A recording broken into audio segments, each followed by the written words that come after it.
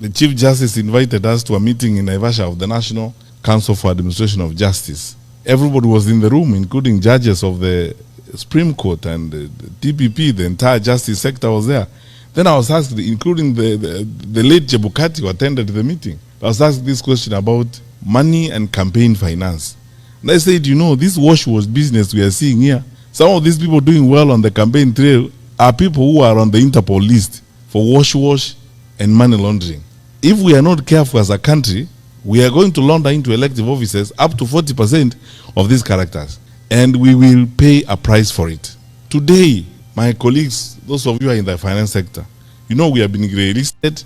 3 weeks ago, the EU also listed us as an insecure financial transaction environment. It has never happened since independence. And the reason why I was very surprised about that EU one is that we are the only country in East Africa on that list. I want to be diplomatically sensitive. Sitaki kuongea mambo mengine niseme, unajua hata Burundi haiko huko. Ta Somalia haiko huko. Sisi tu ndio tuko huko kwa East Africa. Sisi ndio tumeandikwa hapo. Tunafanya ujeuri wa fedha vile tunafanya. So these are the issues. This is the reason why I would like to run for president, because I believe our country deserves and should get better. Our country deserves and should get better leadership, in my view. And you're not going to bring it from Mars or from Jupiter. The people are there. They are willing and ready to serve their country. What they need are leaders who will go and work. I have not arrived from heaven myself. And you know, I am not one of those who carry around a big Bible ambayo inaweza kukuangusha. I go to churches there every day, singing songs, hymns, trying to pretend that I am holy. I am a sinner like you. It's just that I am a realistic sinner who will say,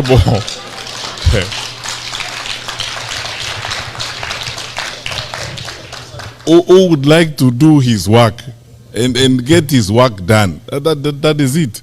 Who will not make excuses when I'm supposed to deliver services, and who is willing to level with the people of Kenya and tell them the truth, as it were. We know when Gen Z happened, the demonstrations against Finance Bill 2024 in June 2024. First of all, I asked very many people, and you know, the privilege I have is that you cannot hoodwink me. I think, as someone said in this room, the late John Mijuki and myself are probably the most consequential ministers of security in independent Kenya. I was there for 5 years. I know our capacity and I know what we will do. How was our parliament overrun in broad daylight? And parliament is 2 kilometers from Statehouse. So, and then MPs was scampering for life.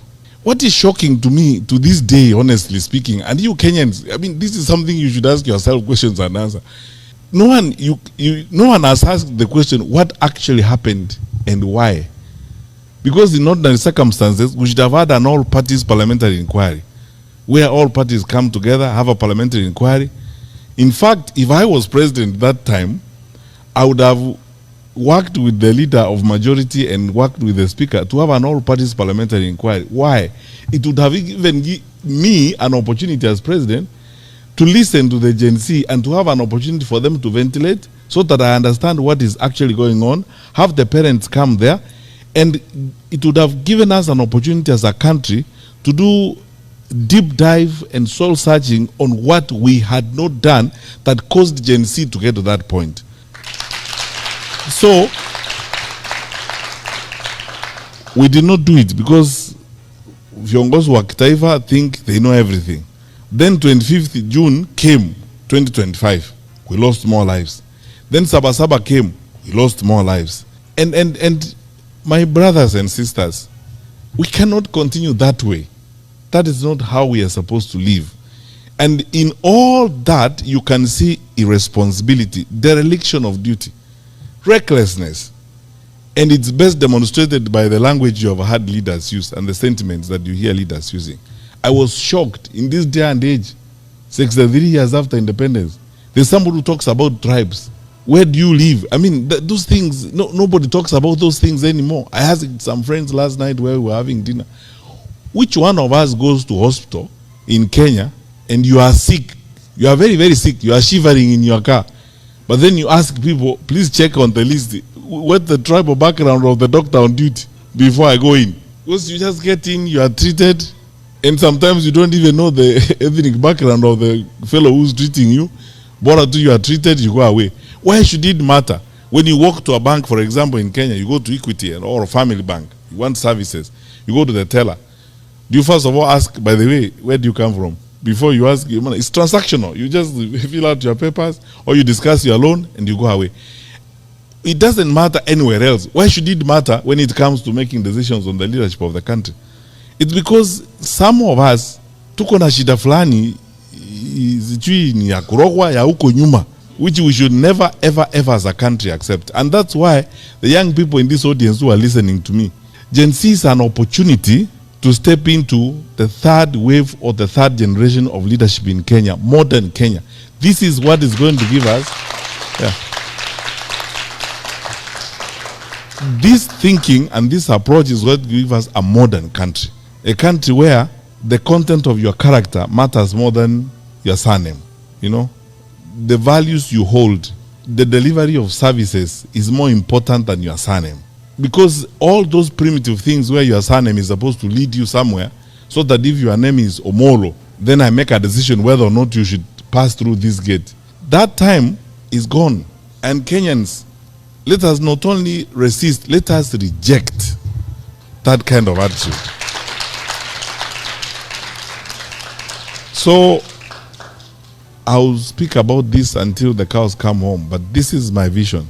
That one, we can put up, and I can promise we can put up a credible government that can be trusted, that will ensure the stability of the country, that is reliable.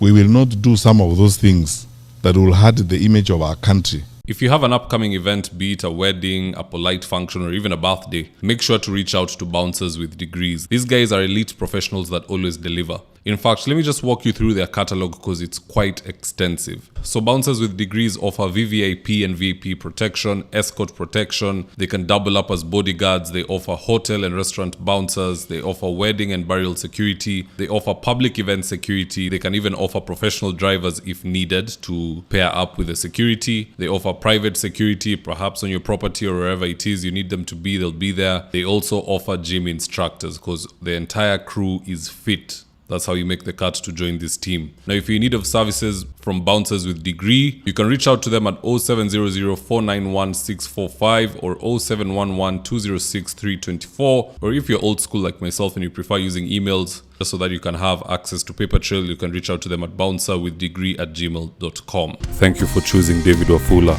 as your primary news platform. We put countless hours in research, recording, and editing. By showing up each and every day to watch our videos, you encourage us to generate more videos for the viewers.